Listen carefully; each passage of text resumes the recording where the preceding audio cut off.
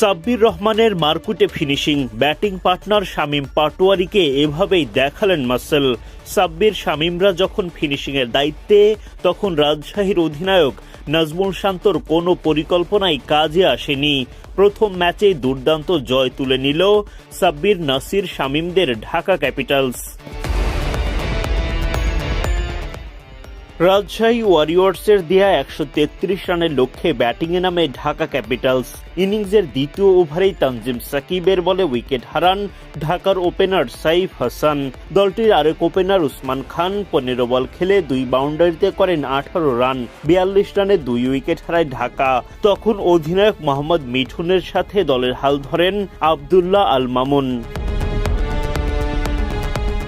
মিঠুনের bat থেকে আসে ১২ run, Mamun ফিরে যান ৩৯ বলে ৪৫ রান করে।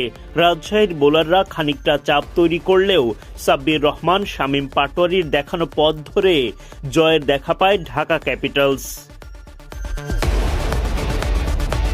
শনিবার বিপিএল-এর দ্বিতীয় দিনের প্রথম ম্যাচে মুখোমুখি হয় রাজশাহী ওয়ারিয়র্স ও ঢাকা ক্যাপিটালস। টস জিতে আগে বোলিংয়ের সিদ্ধান্ত নেন ঢাকার অধিনায়ক মোহাম্মদ মিঠুন। রাজশাহীর হয়ে ইনিংস শুরু করতে নামেন সাহিবজাদা ফারহান ও তানজিদ তামিম। ইনিংসের প্রথম বলে সাহিবজাদা ফারহানের উইকেট তুলে নেন ইমাদ ওয়াসিম। নাসির হোসেন স্বীকার করেন রাজশাহীর আরেক ওপেনার তানজিদ তামিমের উইকেট। ১৫ বলে ৪ বাউন্ডারিতে ২০ রান করেন তামিম। ৩৯ রানের মধ্যে ২ ওপেনারকে হারায় রাজশাহী ওয়ারিয়র্স। তখন দলটির হয়ে হাল ধরেন আগের ম্যাচের সেঞ্চুরিয়ান অধিনায়ক নাজমুল শান্ত। ইমাদ ওয়াসিমের ফাঁদে পড়ে উইকেট হারাতে হয় শান্তকে।